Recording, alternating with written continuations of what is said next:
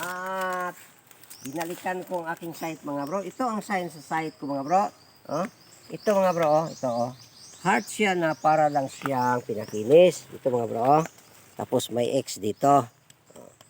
Ito mga bro, kung ating sundin yung X, papunta tayo, east tayo. 90 degrees east. Pero, ang sinundan ko mga bro, kasi hukayin pa man yan. Dito ako sa mahinala kong may giveaways. Dito sa south direction mga bro. Ito mga bro, tingnan mo mga bro. Ito ang site ko. Kani siya na may X. Dito ang aking mga bro. Site ko na wala na mga bro. Maliit na lang ang batong natira mga bro dito. Wahang naman di ini. Mga bro. Tiningnan ko muna kung meron pa ba. Ito na lang ang natira sa bato mga bro. Pero nakalibing pa to sa tubig mga bro. Baka malaki pa to. Itong bato na to mga bro, yung may amoy na bato.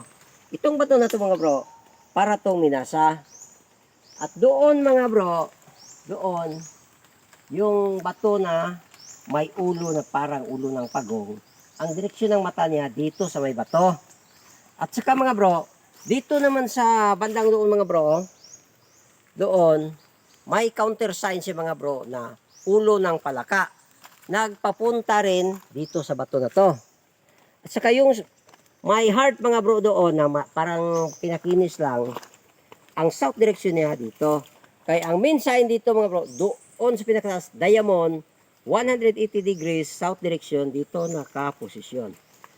Ito ang aking tinirahan. Kaya ang aming tirada mga bro, puro lang mga giveaways kasi pag maghukay ka, hanap ka pa ng HTM bago yung item. Samantala yung giveaways, yung baton may hinala ka, pagpabasag mo na, kung may giveaways, kuha mo.